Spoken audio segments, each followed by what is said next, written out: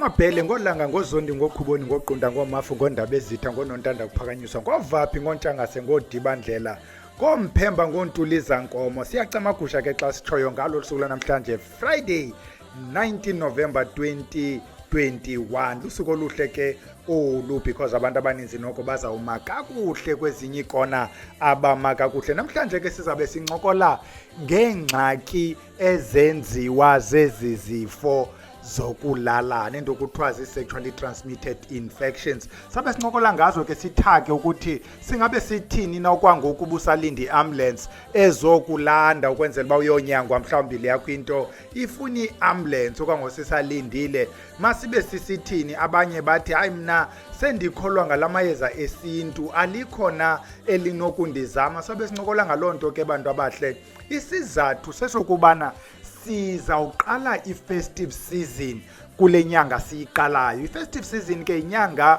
yokubantu babe very excited, abantu bahle benyuka ke bagoduke babuyele kwezikona babakuzo iminyaka le bene-STIs, abanye sebenawo namantshontsho besindwa umuntu eneweight ebengenayo oqala. Sabe sincokola ngalonto ke namhlanje phambi koba singene ke kuyo into STIs. Announcements eyoqala ukubana aba bantu bebhalisele ukujoina iclass ye-essential oils iyavala ke namhlanje so that bazobhalelwa ababhalisileyo iqhubeke in the first week of December. Wena unomdla uzawuphinde uyilandele izawuqhuba phayana nge-first week of March ukuba iphosile iyoqhuba ngoSeptember. So izawuba yilo group ke njengoba sikhe sayitsho ingangabantu abambalwa because we want to test the concept apha ukuthi is it possible ukuba singabantu bamnyama we can venture into ezi zinto in a form of a business. Sifuna abo bantu ke abanemidla yokwenza into ezikumila kunjalo. A second announcement ke to wena mntu othi ufuna i-appointment sisazivulile i-appointments asikayivali phofandani masayivalana uyabhalisa ngokuya ku-website yethu schedule an appointment sincokole nawe ke mntana nomhle siphume entweni. Abanye benu bazawugoduka ungazilibali ikhombo ukwenzela uba xa ufika ekhaya ungafiki ulindelwe phaa ngabantu abakulindele ngamehlo abomvu. Ininzi ke lento ezi-announcements masiyeke singene kuyo le ndima yanamhlanje. Yintoni le nto sithetha ngayo? Sithetha ngezifo ezenziwa ngokuba abantu ababini bathe badibana babelani balandele ke into ebalandelayo xa omnye wabo enayo. Zizindidi ke ezi zifo kuthethwa ngazo, asizuzibalula zonke, sizawubalula nje ezizaziwayo. Uzawufumanisa abantu bayayazi le nto kuthiwa yi-syphilis, abantu bayazi HIV, bayazi gonorrhea, bayazi le nto kuthiwa yi-pubic lice, bade bathi zii-crabs, abanye bathi ziindwala zehagu. Abantu bayazazi i-warts. I-warts ezi once zibe kwi-private parts ixesha elininzi yi-human papilloma virus ke ezenzayo, even though ke i-warts zenziwa ivirus ethile asizuyingena kwezi virus but yonke nje into eyi-warts yenziwa ivirus. Lena yakho kubi kwi-private parts we need to check ukubana ayiyo STI na. Kubekho ii-herpes ke mntana omhle. Ii-herpes abantu bayayazi, zibe ninzi ke o-trichomoniasis idlule ke lento asizuzenza zonke, kodwa i-HPV iyafuna uba yona ibalulwe particularly kubantu abangomama kuba kaloku le human papilloma virus ukuba ayihoywanga ilidishela nakwi-cancers ezithile zabantu abangomama. Umbuzo ke bhele ngokubana ndinayo enye yazo, ndiyazi njani ukuba ndine-STI?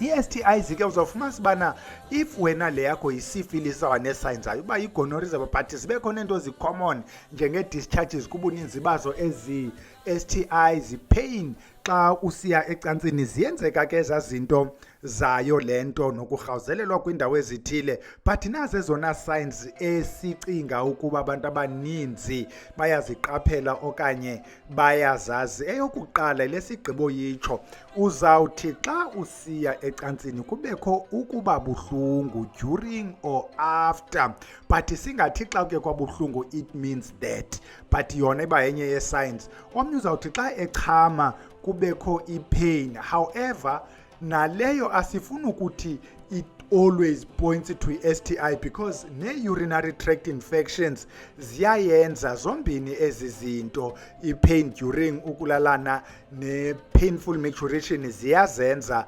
i-urinary tract infections. Number 2, uzobona une-sores ezithile, une-bumps, une-rash around ile area yobumama okanye yobutata.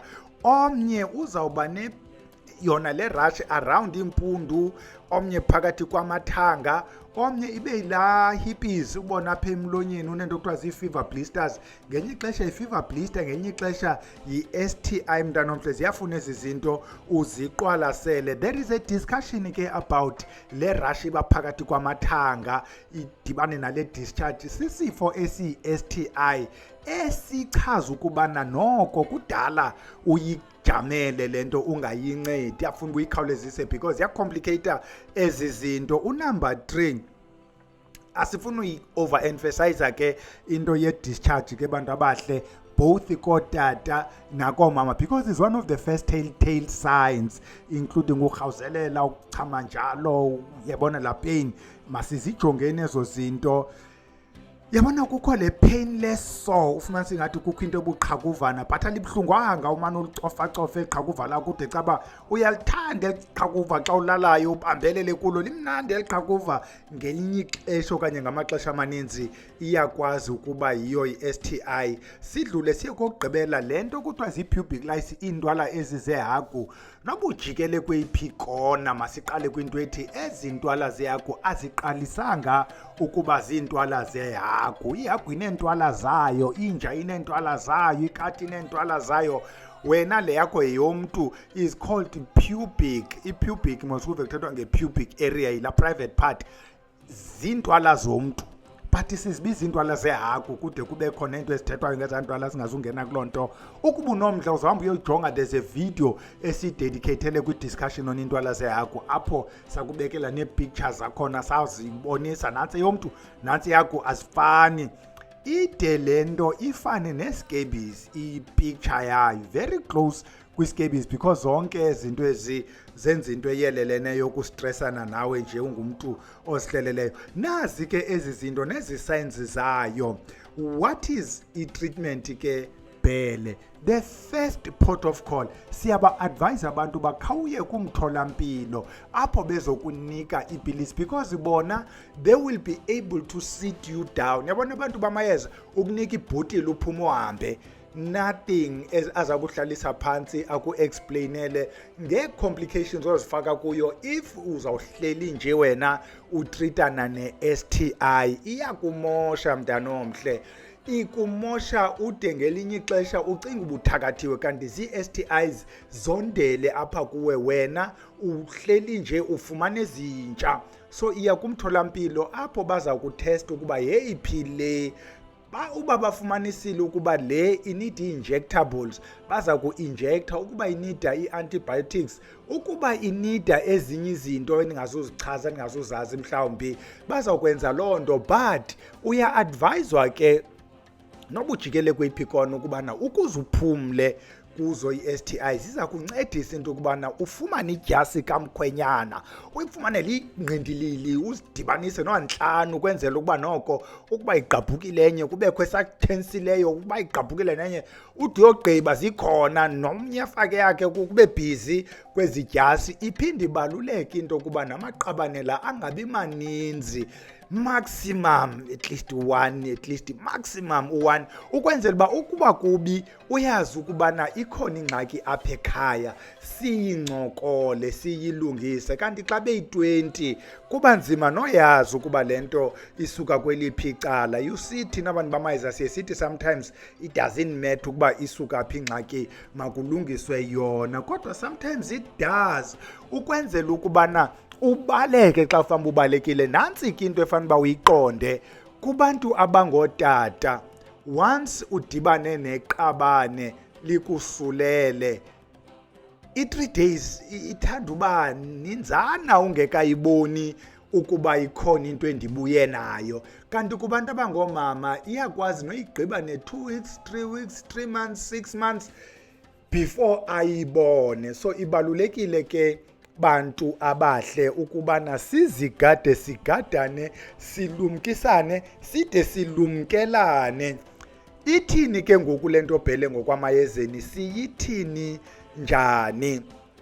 Nantsi ke imbiza ke mntana omhle ozawuthi wena xa usithe zasekliniki ingathi azisakuncedi, okanye uthi loo nto itshoyo kuba kaloku kufuneka simane sichaza ngokubaluleka kwekliniki ukwenzela uba singabanjwa.